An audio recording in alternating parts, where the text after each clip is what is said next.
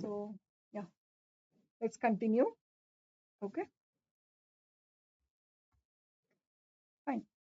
Um, okay, let's start with other companies. Let's start with other companies, right? Great. Okay, the first one. Okay, what all companies we have here? Let's just see. Government company, foreign company. Okay, then Section 8 company, that is formation of companies with charitable objects. Then you have Nidhi Company, I guess.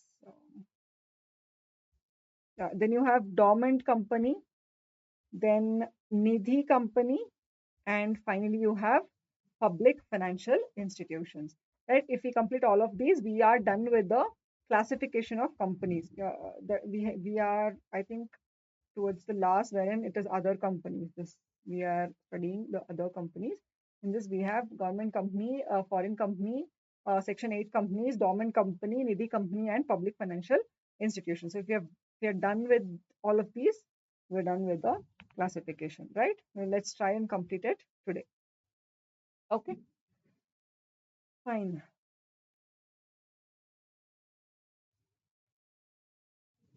Good.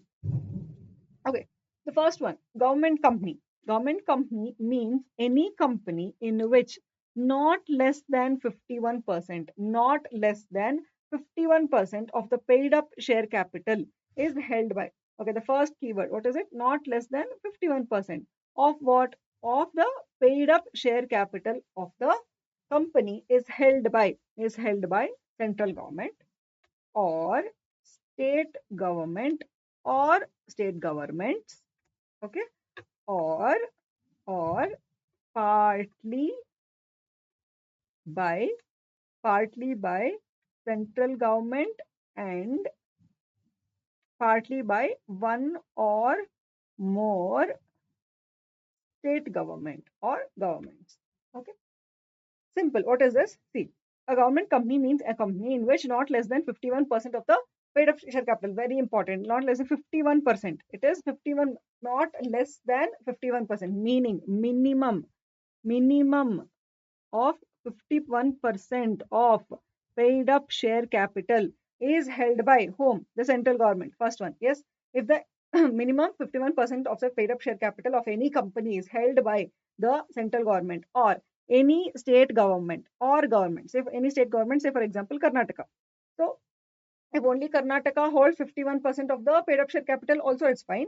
Or say for example, 31% by Karnataka government and the rest 20%, say for example, by Maharashtra government. Even then, that particular company is called a government company. Or all of these are or it is not and. Okay, so any one of the condition, if it is satisfied, also it is called a government company. Yes. Then partly by the central government and partly by one or more state governments. Say, for example, 20% is held by central government. Okay, then 20% is held by say Karnataka government, and say for example another 20% is held by say Andhra Pradesh. Yes, government. So even now, that particular company is called a government company. Or okay, so if any one of the condition is satisfied also, it is called a government company. Okay. Explanation. For the purposes of this clause, the paid up share capital shall be construed as total voting power when where there are shares with differential voting rights have been issued. So what they're trying to tell you is, see again, if if there are shares with differential voting rights, if there are shares with differential voting rights, then you have to construe this paid up share capital as total voting power. Then paid up share capital will not come. Then you have to consider total voting power. When you have to consider total voting power, when there are shares with differential voting rights, DVRs, yes or no? You know what are these? Yes, ma'am. Very good. Very good. Nothing like it. Okay, again, this is a small chart. Government company, at least 51% of the paid up share capital is held by the central government, any state government or state governments, or partly by central government and partly by one or more state governments. Simple. Yes or no? Yes, ma'am. Very, very important is this, at least 51% of paid up share capital. Okay, fine. Very good. Next. Next is the foreign company. Next we have Foreign company. And what is this foreign company? Let's study. It means a company or body corporate incorporated outside India. Incorporated outside India. Incorporated outside India. Very important. So it is not incorporated in India. It is not incorporated in India. If it is incorporated in India, why is it called a foreign company? Yes or no? So it is incorporated outside India, which has a place of business in India. So it has a place of business in India, whether by itself or through an agent. So if there is so what is a foreign company? Foreign company means a company or a body corporate. Company or a body corporate which is unincorporated outside India, not within India, incorporated outside India. But it has a place of business in India, which has a place of business in India either by itself or through its agent. It can be physically or through electronic mode. It can be either physically or through electronic mode. The condition is that it has to have a place of business in India and conducts any business activity in India in any other manner. Okay, fine. What are the examples of foreign company? You all know, say for example, Coca-Cola. Coca-Cola, no? Coca-Cola. Coca-Cola, Coca-Cola, whatever it is. Fine. Then you also have IBM. Yes. You also have Amazon, right? You have Apple, right? You have Microsoft. Yes. All of these are anything you what all you want Toyota, Toyota. Yes, yes, and Hyundai. So all of these are foreign companies. Foreign companies, what are foreign companies? Company or body corporate incorporated outside India, which has a place of business in India, either by itself or through its agent, physically or through electronic mode, and conducts any business activity in India in any other manner. Okay, clear? Foreign company? Yes, ma'am. Next, very important again. Okay, all the topics are important. This is also one such topic. Yes, very good. Fine. See, section 8 comes. You see, children, why do I tell you that each and every topic is important? You should not skip any topic, is that because most of the students are used to it. They do a selective study. Every time they pick up the, say, for example, business laws, they'll pick up this subject. They will select the chapters. Chapters also, they'll do selective study. I'll do only Indian Contract Act. I will do only, I'll do Indian Contract Act and Companies Act. Partnership Act, I'll leave it off. LLP, I'll leave it off for what? Anyways, there is choice. This all of this will not work in CA. This I keep stressing this because you're still CA foundation students. This was CA intermediate, CA intermediate students also do this mistake. CA final, they know. By the time they have reached CA final, they know everything. But CA foundation students, this is the major reason because of which they will fail, and lack of revision. These are the two things because of which the students will fail. Students, you have to give in a lot of dedication. You have to have lot of dedication. You have to do your hard work. I tell it's your responsibility. You have to do your hard work and leave the rest to the Almighty God. Yes. Okay, fine. Not wasting your time. Formation of companies with charitable objects. Formation of companies with charitable objects. Ma'am, what is this? Ma'am, what is this? Section 8 company. I told you. Yes, Section 8 company. These are not for profit companies. Okay. Okay, let's read. Section 8 of the Companies Act 2013 deals with the formation of companies which are formed to promote the charitable objects of commerce, art, science, sports, education, research, social welfare, religion, charity, protection of environment. Still what you wanted, protection of girl rights, protection of women rights, protection of women rights. What else? Then you also can have then slum redevelopment, some slum redevelopment.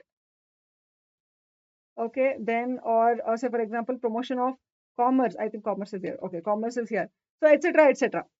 Getting it? So if a company is formed to promote the charitable objects, basically your intention is to do charity and you want to promote what? Art, commerce, science, sports, education, development, redevelopment, slum redevelopment, protection of women, right, protection of environment, you know, promotion of religion, charity, all of these. Okay. If your main object of the company is to promote all of these, then your such company is called a section 8 company. Also, such company intends to apply its profits in promoting its objects, and it prohibits the payment of any dividend to its members. So basically, children, you all know that we all start companies and we do businesses to earn profits. So that is one of the main reasons why we start a business and a company. Okay, but here this section 8 companies are started for what? For promoting the objects, and it intends to apply its profits in promoting its objects.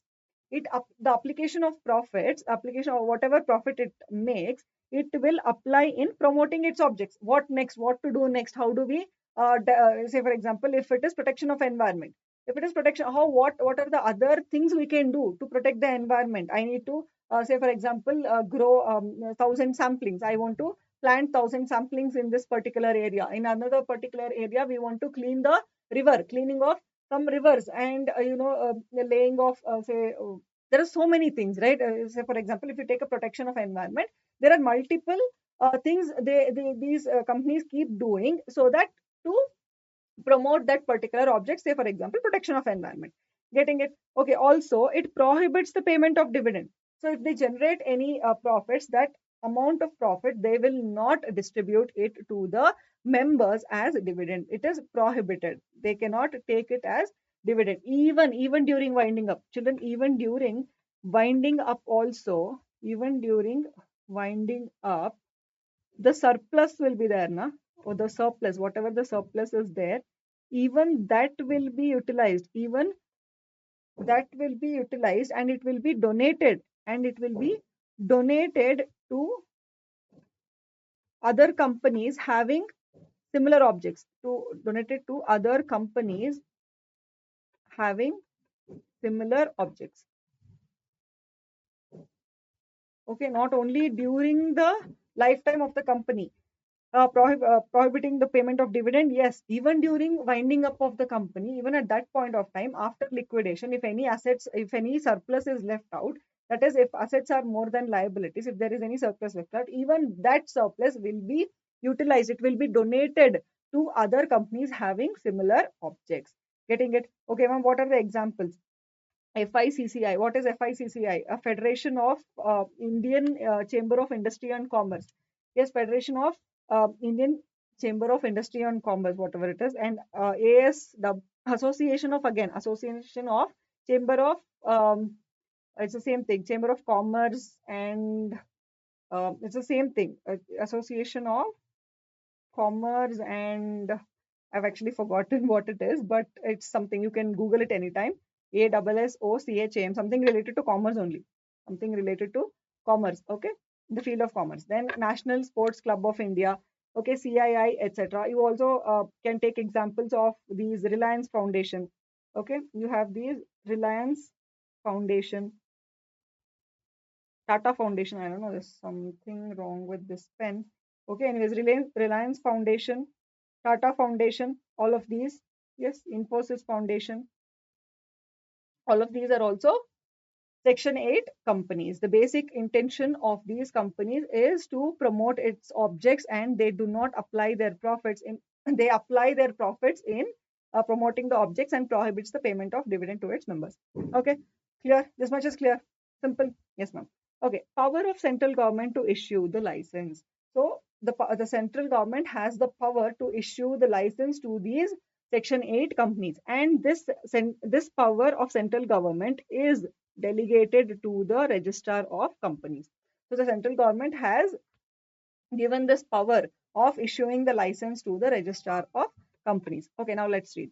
Section 8 allows the central government to register such person or association of persons as a company with limited liability. Even these companies have limited liability. Yes, without the addition of the words limited or private limited. So next to the name of the company, they will not write limited or private limited. They will have Industry of Commerce, Association for so and so. Okay, they'll not have something like ABC Private Limited. No, they'll not have private limited. They'll not have limited next to the name. So you can also see here, see Tata Foundation, something like this. Getting it? Okay, fine. Association of Commerce and Industry, something like this. Okay, they'll not have the words private limited or limited. Getting my point? Okay. To its name by issuing license on such conditions as it deems fit. So it will give certain conditions which the company has to follow. Next, the registrar shall on application register such person or association of persons as a company under this section. So when the registrar gets an application, he shall register such person or association of person as a company under this section, which is a section. Okay. Then, on registration, the company shall enjoy some privileges and obligations as that of the limited company. It will enjoy the what privileges and obligations as that of the limited company. So basically, what they're trying to tell you is, if I have to, if we have to make a chart of this, you can write it like this. Okay. Say Section 8 company. Section 8 company. Yes. Now we're talking about formation. Formation. Why? To promote charitable objects. Yes, related to science. Yes, arts, commerce. Yes, protection environment of environment. Yes, religion. To promote religion. To promote charity. Yes, for women, protection of women rights, protection,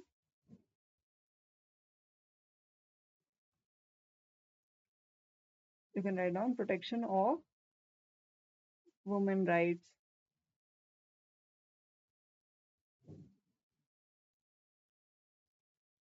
Okay. Yes, this is the formation, right?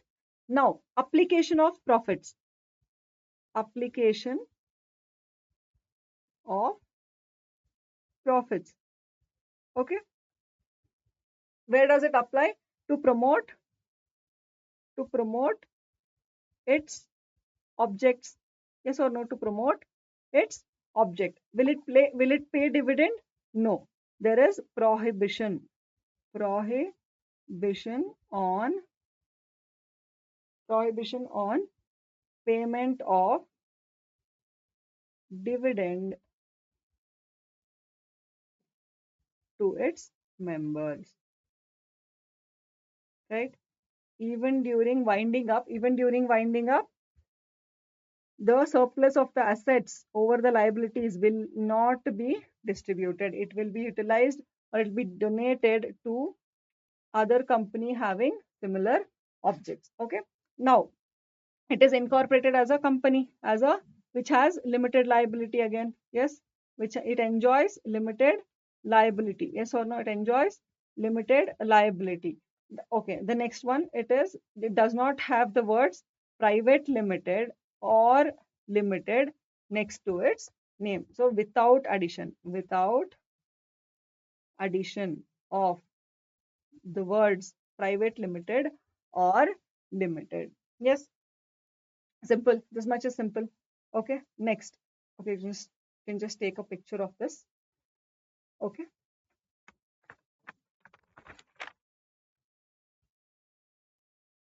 Right. Who has the power to grant the license to the Section 8 companies? Who has the power? Central government has the power to grant license to Section 8 companies. Okay, this power has been delegated to ROC. So when the ROC receives the application, he will give the license subject to certain conditions. Subject to certain conditions. Yes or no? Yes. So it will have limited liability. It without the addition of words private limited or limited. Who has the power to grant license? Central government has the power to license grant license, which has been given to ROC, and ROC on application made by the persons or association person shall incorporate the company with limited liability, and he will issue the license subject to certain conditions. Till here it is clear, everyone? Yes. Okay, now if this is clear, let's go to the next point, that is revocation. That is revocation of license. See, now here we spoke about license here. Where is it? Um, to issue license. Yeah, here. The central government will issue license on certain conditions which as it deems fit. Now, revocation of license. Now, if the central government issues license, it also has the power to revoke the license. Ma'am, when? When? See, okay. The central government may by order revoke the license of the company where the company, first one, contravenes any of the requirements or conditions of the sections subject to which the license are issued. Subject to which the license is issued. So the conditions, see these conditions, whatever the conditions the central government has imposed on the particular company, if the company contravenes, any of the requirements or the conditions which are given, then the central government will revoke the license. Second one, where the affairs of the company are conducted fraudulently. Fraud. The entire company, the affairs of the company are conducted fraudulently. Second one is fraud. Next, third, violative of the objects of the company. So what is the object of the company? Say, for example, protection of environment. Now they are, whatever things they are doing, whatever the actions the company is doing, it is completely violative of the objects of the company.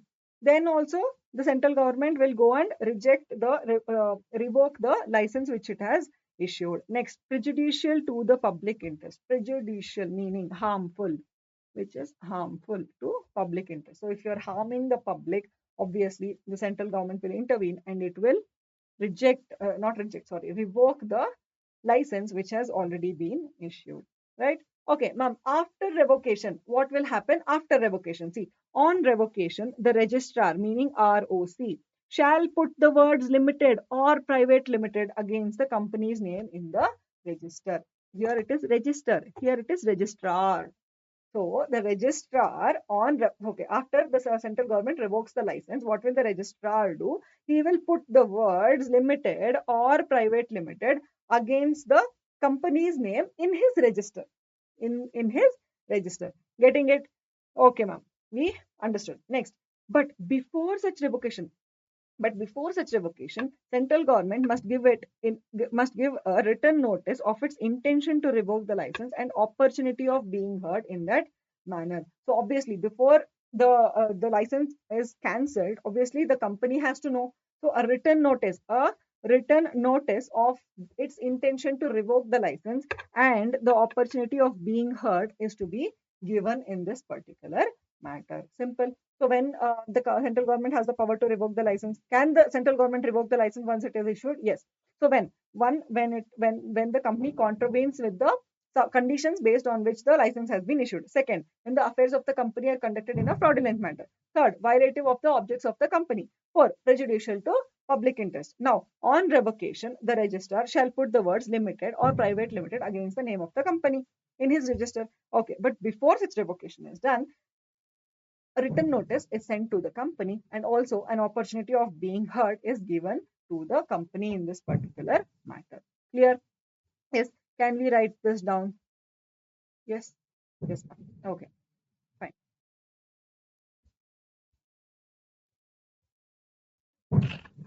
Okay. We're talking about revocation of license. Revocation of license. Right. The company if the company contravenes with the conditions subject to which the license was issued, right? Second, when the affairs of the company,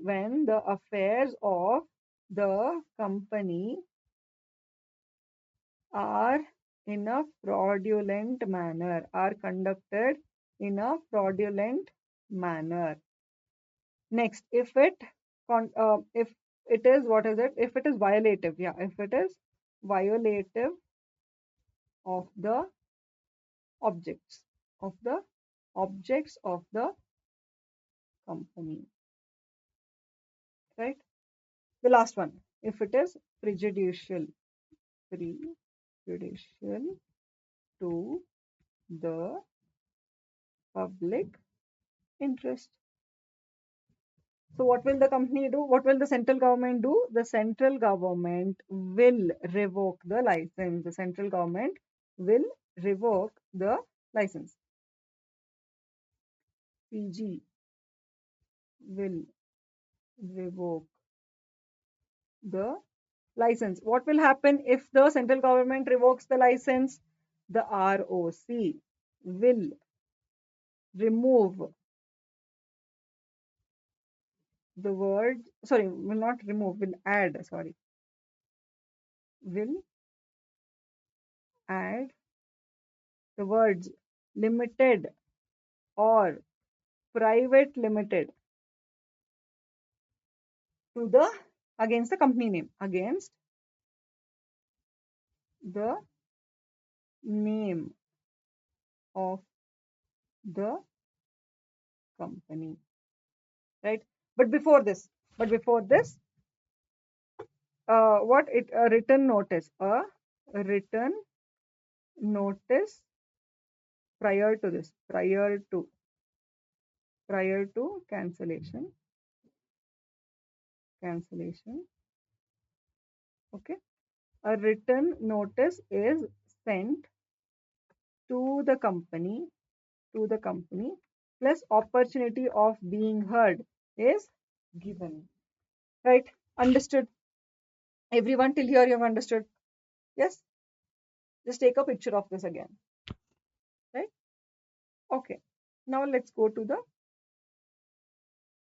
next point. Okay, now order of the central government, where a license is revoked, then the central government may, in the public interest, order that the company registered under this section should be amalgamated with another company registered under this section having similar objects to form a single company with such constitution properties or with such powers, rights, and with such liabilities, duties, obligations as may be specified in the order, or the company be wound up.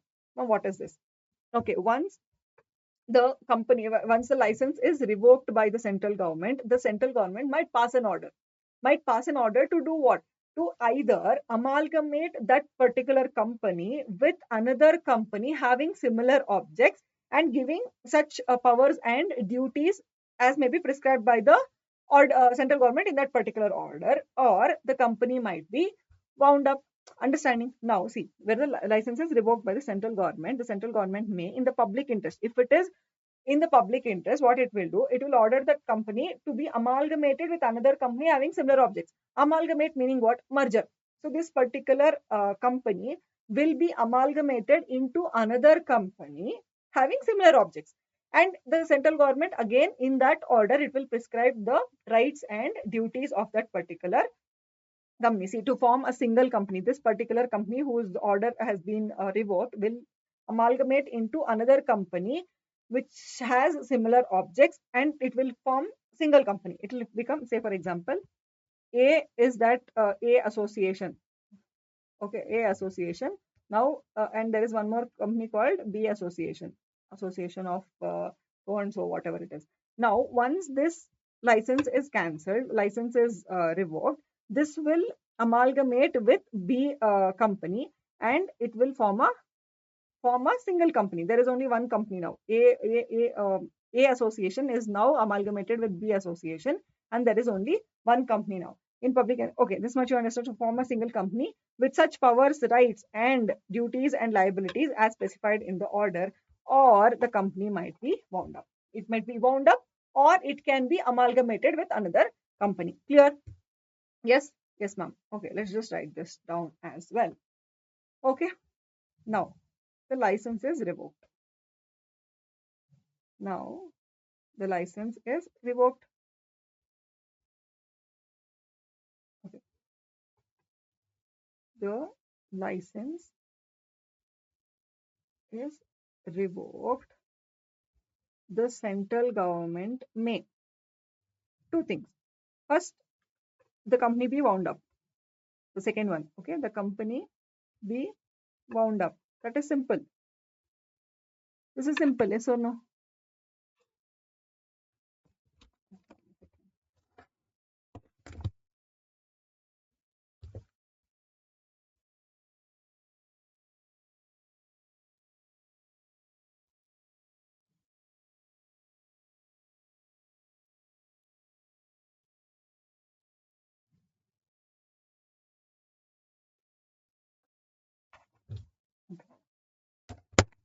The company be wound up, or if it is in public interest, or in,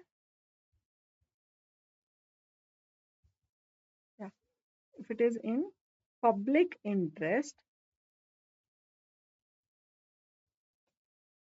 it might give an order to amalgamate with another company, having similar objects,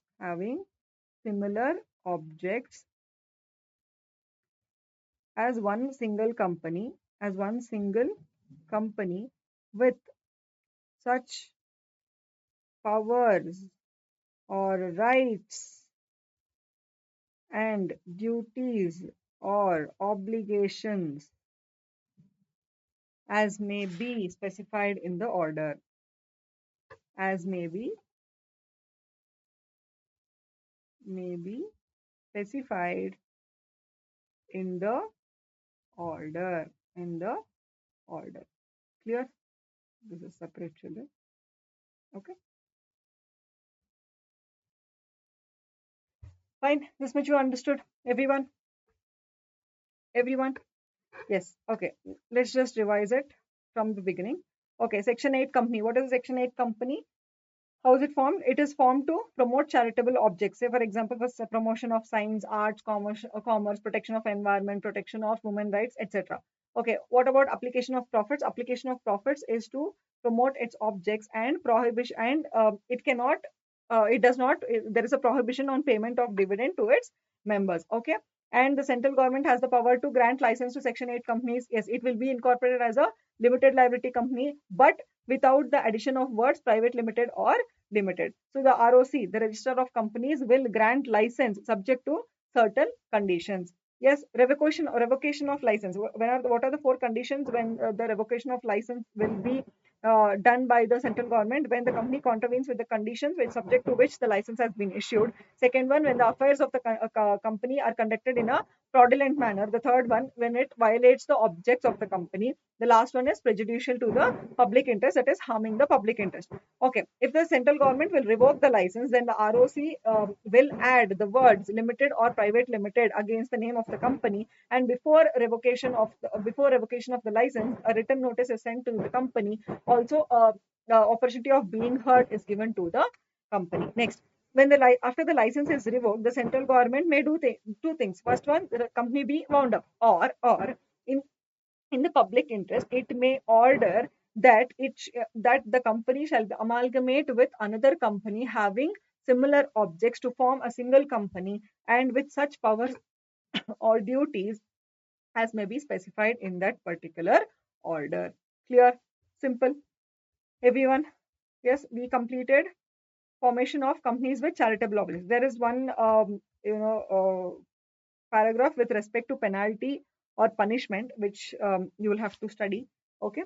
See, if a company makes any default in complying with any requirements laid down in this section, then the company shall, without prejudice to any other action under the provisions of this section, be punishable with a fine. The company shall be punishable with fine, which shall not be less than 10 lakh rupees. but which may extend to 1 crore rupees. Not less than 1 crore, sorry, not less than 10 lakhs, but which may extend to 1 crore rupees. And the directors and every officer of the company who is in default shall be punishable with a fine which shall not be less than 25,000 rupees, but which may extend to 25 lakh rupees. Now, what is this 10 lakh, then 1 crore? What is this 25,000 and 25 lakh rupees? It depends on the type of default you have done. If it is too much, obviously the punishment will be on the higher side. And here the punishment is given to both the company as well as the management, management being the directors. Even the company has a separate, it is a separate entity. So as a company, it has to pay fine. Also, the directors of the company or the office and the officers of the company who have made the default will be punishable with fine as well. Okay, ma'am, should we remember this penalty or punishments? Yes, you have to. You never know when it will come in the examination. If the paper has to be difficult, all of these questions will come in the examination. Getting it? Okay. Fine, provided that when it is proved that the affairs of the company were conducted fraudulently, every officer in default shall be liable for action under Section 447. This children, Section 447, this is not there for you right now, but it deals with, if the affairs of the company are conducted in a fraudulent manner, obviously this deals basically with punishment. Section 447 basically deals with punishment, which is not there for you, but they're telling when it is proved that the affairs of the company were conducted fraudulently, then every officer shall be liable for action under Section 447. So whatever is there under Section 447, that will be applicable to every officer because they have done some fraud against the company. Right? Clear, everyone? Yes, ma'am. So fine. Next. This is just the significant points. You can read it again. It's the same thing again. If you want, I'll just read it for you. Promotion of charitable objects like commerce, art, science, etc. Requirement of minimum share capital does not apply even to Section 8 company. Uses its profits for promotion of objects for which it was formed. Does not declare dividend to its members. Operates under a special license which is given by the central government. Need not use the word limited or private limited in its name. Okay, and adopts more suitable name like club, chambers of commerce, some association like that, etc., etc. Okay, then license revoked if conditions are contravened. You all know. On revocation, central government may direct it to convert its status and change its name, wind up, or amalgamate with another Section 8 company having similar object. Okay, fine. These children, all of these are some the relaxations given to the Section 8 companies. Okay, you can just read. Because you have not studied Companies Act in detail, you will not understand all of these. But if you can just read, it's good. See, can call its general meeting giving 14 days clear notice instead of 21 days.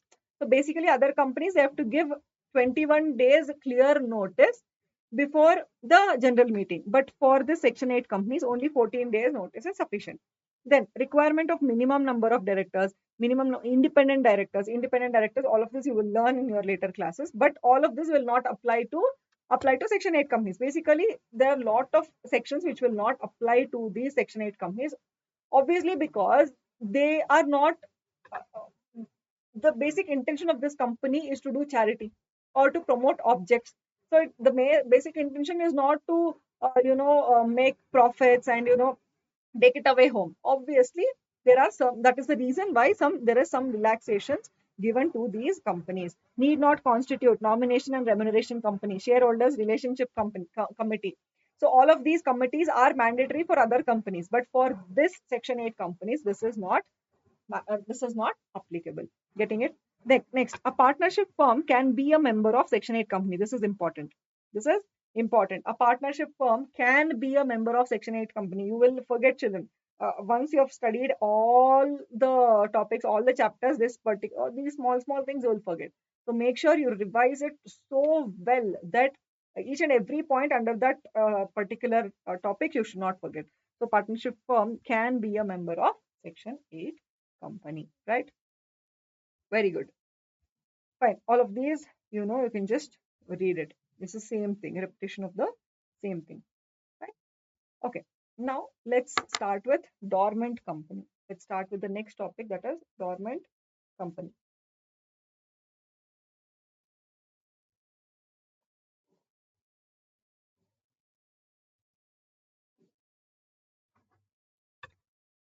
Fine. We are left with dormant company, Nidhi company, and PFIs.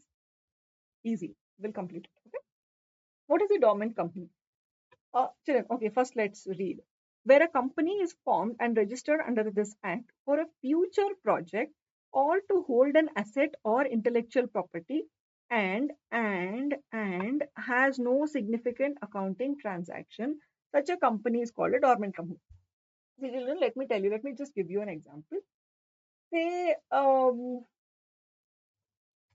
government wants to come up with some tender. Say, government is in the process of giving tender to, say, some mining thing. Say, this lithium. You all know India has found lithium. In India, we have certain lithium ores. Ores. You know the meaning of ore. Below the ground, there are lithium ores, gold mines. All of these gold ores. Similarly, lithium. So, uh, I'm just giving you to you for the sake of example. Okay, you leave all that lithium, everything. Just think there is some government is coming up for tender for mining of certain minerals. Okay, and you know this, you know about this, the government, but it is not officially announced. But it is not officially announced. Now you are very much interested in applying for the tender. You are very much interested in applying for the tender. So but you don't know the official date or the tentative date on which the tender will be announced. So what will you do? You will incorporate a company for that particular project, for a future project, which is for which the tender have not been announced. I'm just giving you an example. That's all. It could be anything. The project could be anything. Fine. So for a future project which is not yet announced by the government, the tender, you want to prepare yourself. So you need to set the base ready. You need to you have to, you will incorporate a company. You will do all the necessary things which is required. So all of this, you have incorporated a company, thinking that the government will come up with a tender. Now what happens is, because of some delay, government here fight, there fight, everything that is getting delayed. That's getting delayed by 1 month. You'll see for 1 month. You'll see for 2 months. You'll see for 6 months. You'll see for a year. You'll see for 2 years. It is not happening. It is not happening. So, but you have formed a company. There is a company. You say, for example, you have kept a very good name. What name? Some name, simple name. ABC Limited. ABC Private Limited. You have formed a company, and you are waiting for the government to announce for the tender. ಅಯ್ಯೋ ಆಗ್ತಾನೆ ಇಲ್ಲ. But it is for a future project. Now, because you have incorporated this particular company, there are so many, all the sections, all the 440 sections will be applicable on this particular company. Yes or no? So now, because of this, what will you do? Because you don't have any business right now. You have incorporated this particular company for some future project, or say for example to hold an asset or intellectual property. Say for example, there are say some 100 people who want to invest in one particular land. Land is an asset. Everyone agree. They want to invest in a land. Now it's very difficult for each and everyone. It's very difficult. Imagine 100 people. They want to go and buy a land.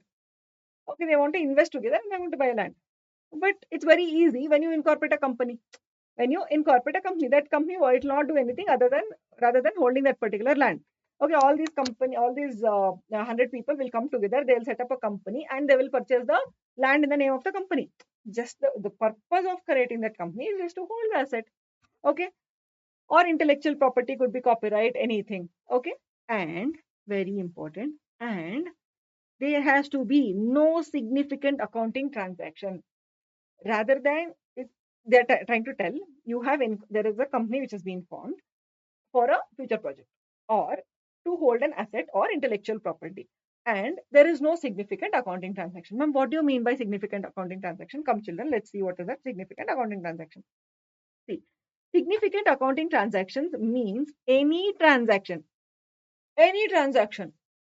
other than, means any transaction other than what? Other than payment of fees by the company to the registrar. So while incorporating the company, you will pay some fees or some whatever it is, payment of fees by the company to the registrar. Registrar meaning ROC, Register of Company. Next, payments made by it to fulfill the requirements of this act or any other law. Papa, because there are so many requirements under this act. No, for all that it has made payments to fulfill the requirements of this particular act or any other law which is applicable to the company. Okay, next, allotment of shares to fulfill the requirement of this act. What it has done, it has Papa allotted the shares for the shareholders. It has given shares. It has allotted the shares to fulfill the again requirements of this act. And payments for maintenance of its office and records. It has opened one office. Oh, it has to pay electricity bill. It has to pay some cleaning charges. It has to pay for some other maintenance of that office and records all the books. So, innondu, mattondu, all of it has made payment. So, all of these four are not significant transactions. Other than these four, if you do anything else, that will be significant accounting transaction. Getting it? Now, if this company has to be classified as a dormant company, it should not have done any significant accounting transaction. Meaning, it has to do only these four. So if that company has done only these four, then the meaning is that it does not have any significant accounting transaction. Getting it? Yes, yes, ma'am. We'll read it again. Where a company is formed and registered under this act for a future project, okay, or to hold an asset or intellectual property, and has no account or has no significant accounting transaction. What is that significant accounting transaction? One, payment of fees by the company to the register. Payments made by it to fulfill the requirements of this act or any other act. Payments for maintenance of office and records. Next, allotment of shares to fulfill the requirements of the act. Ma'am, how to remember? P and A. PA. Okay, PA. P, there are three things. The first one is payment of fees by the company to the register. Next one, payments made by it to fulfill the requirements of the act, of this act or any other law, or any other law. The last one, payments, again payments for what? For maintenance of office and records. Records. Fine. A. A is for allotment of shares to fulfill the requirements of this act. So only these four are considered not to be significant accounting. So other than these, whatever transactions they do, it is considered as significant accounting transaction. Yes. Yes, ma'am. Now, okay, such a company or an inactive company may make an application to the registrar in such manner as may be prescribed for obtaining the status of a dormant company or an inactive company. Now they're talking about inactive company. Now, what do you mean by inactive company? Come. Inactive company means a company which has not been carrying on any business or operation. Meaning inactive company, meaning it has not been carrying on any business or operation, or has not made any significant accounting transaction, has not made any significant transaction. So other than these four, it has not made any transaction. It has made only these four, nothing else it has made during the last two financial years. During the last two financial years. So this last two financial years, children, it is applicable for inactive company. Okay, not for these holding an asset, not all of these. Okay.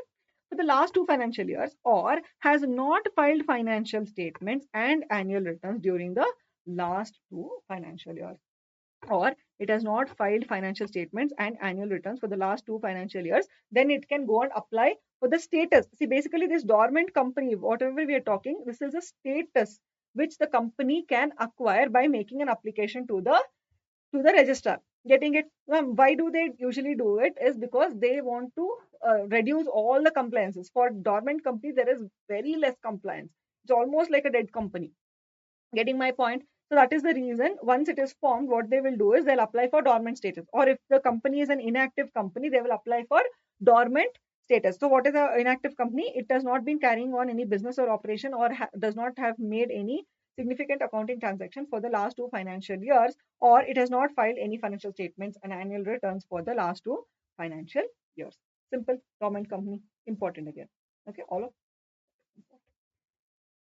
Okay. Fine. Next, Nidhi companies. Next, Nidhi companies. And what is this Nidhi company? See, children, there is, you all know this chit fund, how they work. It usually, I don't know if you all know or not. Basically what happens is there are few people who come together. There are few people who come together, okay, who come together, they form, it is also called mutual benefit society. Okay, see, it is also called mutual benefit society, Nidhi company, or it is also called mutual benefit society. Meaning what? So many members come together for the mutual benefit of one another. So for example, there are a few people who all come together for the mutual benefit for one another. What they will do is, they will, what does this Nidhi company do is, it will accept deposits and it will also lend loans. It will accept deposit, it will also lend loans to whom? To whom? Not to outsiders, not to outsiders, only within that boundary of those members. There are, say, how many people here, say for example 10 people, 10 members. So it will accept deposit from those members only, and it will again lend it to the those members only who are in need. Say for example, if it accepts deposit, say for example at 6%, at 6%, also it will lend, say for example at 9%. It will lend at 9% to whom? To outsiders. No, no, no, to people within the that particular company, that is the members of the company. Ma'am, why is this basically formed? See, for cultivating the habit of thrift and saving amongst its members. Ma'am, what is the meaning of thrift? Thrift is basically children using money very carefully. Using money is not spending too much. Okay, something of that sort is called as thrift. And to cultivate the habit of savings. See, savings, obviously. When you invest, what are you doing? You're investing. You're keeping deposits. Yes, you're keeping deposits. So deposits to earn something. Say for example 6%. Usually not 6%. It will be a little higher, towards the higher end only. So for example 10. Usually more than the bank rates. Could be or may not be. Okay, let's take for example 10% and 12%. Okay. So to inculcate a habit of savings, all these people, what they form a Nidhi company, and they invest, and then they only lend. Getting my point? Fine. Also, to call, see, there used to happen a lot of fraud. They used to collect money and they used to run away. They used to collect money and they used to run away, and all the people who have invested would obviously suffer. That is the reason. That is the reason these Nidhi companies were formed, and these have to be what? Okay, fine. Means a company which the central government may, by notification, the official gazette declare to be a Nidhi or mutual benefit society.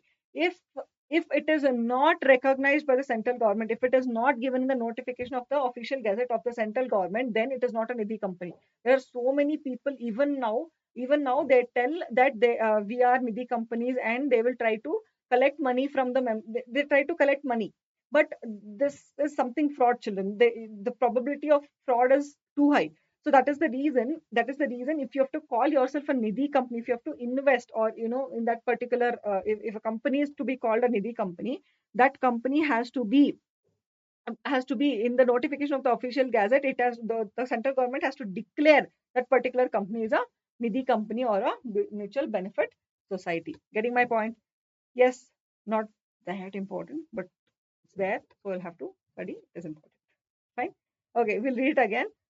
Nidhi company means a company which central government may, by notification of the official gazette, declare to be a Nidhi or mutual benefit society. Only if it is declared in the official gazette by the central government, it is called a Nidhi company, or else it is not called a Nidhi company. Fine. Companies created are mainly for cultivating the habit of thrift and savings amongst its members. Right? Getting it? Yes, ma'am. Getting it. Fine. The last topic for the day. Okay. Public financial institutions.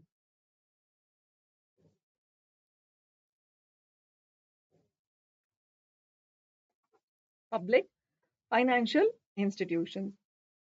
Now, what are these public financial institutions? Basically, okay, there are certain, there are certain institutions which are regarded as public financial institutions under Section 2, Clause 72 of the Companies Act. Only these are called as public financial institutions as per Companies Act 2013, because this is a definition, children. This is a definition. So these are the institutions which can be called which can be called as public financial institutions in this particular act. What are those, ma'am? Life Insurance Corporation of India, established under the Life Insurance Corporation Act 1956. Life Insurance Corporation of India, established under the Life Insurance Corporation Act 1956. Next, the Infrastructure Development Finance Company Limited, IDFC. IDFC. What is this? Infrastructure Development Finance Company Limited. So this is also a public financial corporation, public financial institution. Next, specified company referred to in the Unit Trust of India Act 2002. So there is something called Unit Trust of India Act. In this act, they have defined what is a specified company. They have defined what is a specified company. So that specified company is also a public financial institution. Specified company referred to in Unit Trust of India Act 2002. Okay. Next, institutions notified by the central government under Section 4A2 of the Companies Act 1956, so repealed under Section 465 of the Act. Meaning, children, what they're trying to tell is, in the Companies Act 1956, there were certain institutions which were notified by the central government in the Companies Act 1956. So even that is also, even those are also called public financial institutions under this Companies Act 2013. Next, such other institution as may be notified by the central government in consultation with RBI.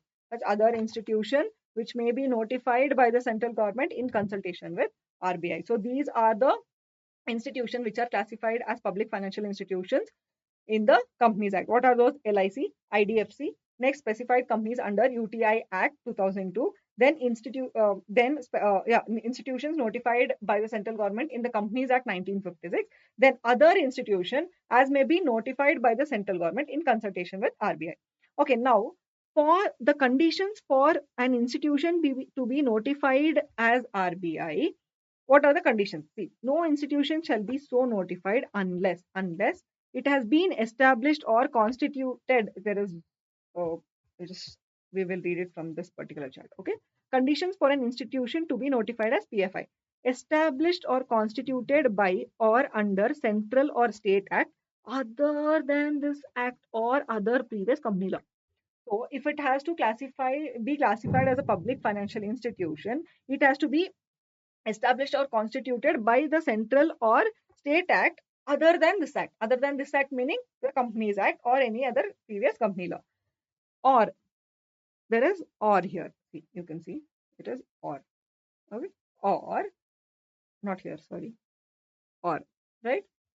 Fine. Or at least 51% of the paid up share capital is held or controlled by the central government or by the state government or governments, or partly by central government and partly by one or more state governments. So these are the two, these are if any one of the condition is satisfied, then that particular institution can be classified as a public financial institution by the central government. By the central government. Clear? Yes, students, you have to remember this because you don't know when this particular, if you think this is not that important and if you leave this in your examination, there is 100% probability that you get a question for 6 marks or say 4 marks asking you to write about public financial institutions. Then you'll go blank. Yes or no? So please make sure it will just take little amount of your time. See, what are the institutions which are classified as PFIs under Companies Act 2013? LIC, IDFC. What is IDFC? Infrastructure Development Finance Company Limited. Then specified company under UTI Act. Then the institutions notified by central government in the Companies Act 1956, so repealed by the this particular act. Next, such other institutions which are notified by the central government in consultation with RBI. What are the conditions for the institution to be notified as PFI? There are two conditions. One, established or constituted under any central or state act, but not under this company law or previous company law. Or at least 51% of the paid up share capital must be held by the central government or state governments, or partly by central government or state government. Simple. Yes, easy. Everyone, right? Are we done? Yes. So we have covered so many topics today. Okay, please make sure you complete studying whatever we have done in class today itself. Okay, I mean today itself, meaning whenever you're watching my video, as soon as you complete that particular video, make sure you are thorough with the topic. Make sure you're thorough with the topic. The thorough meaning, whenever you say, for example, you're sleeping, if someone wakes you up and asks you what is a listed entity, you must be able to tell them. So that should be the the kind of the preparation you are doing for your examination. It should be there on the tip of your tongue. All the whatever the content you're studying, the subjects you're studying, it should be there in the tip of your tongue. It should be like, if someone comes and asks you about Section 8 companies, you must tell them these Section 8 companies are they formed for to promote certain charitable objects. What are those charitable science, commerce, etc., etc.? How does it application of profits to promote its charitable objects? Will it pay dividend? No, there is prohibition to pay dividend. Yes or no? Then the central government will give the license, and it will be incorporated as a limited liability company. Yes or no? Subject to certain license, subject to certain conditions. Can the central government revoke the license? Yes. So what are the next points? All of these you should know. Not only this particular subject, any subject. Keep it any subject. The revision you do, the kind of knowledge you should have while doing the first study is like, it should be very detailed. Should be in detail. You just should not go, okay, this is done, this is done. No, that's not how you study. The first study should be in-depth study. The first time whatever you're studying should be in depth. The second time, you don't have to invest so much of time. It's just, you know the topics very well. It's just, it'll take not that much of time, but it'll take some amount of your time to revise. The third revision will be very easy. And just imagine the day before you go to the exam. It'll be there on the tip of your tongue. So as soon as you see the question, you'll be able to write down the answers. That is how it should be. That is how you should be. That is how you have to study. If you have to be so strong, just imagine the amount of time and efforts you will have to put into to learn that particular subject, or keep it any subject. Getting it, everyone? Yes, fine. That is it for today.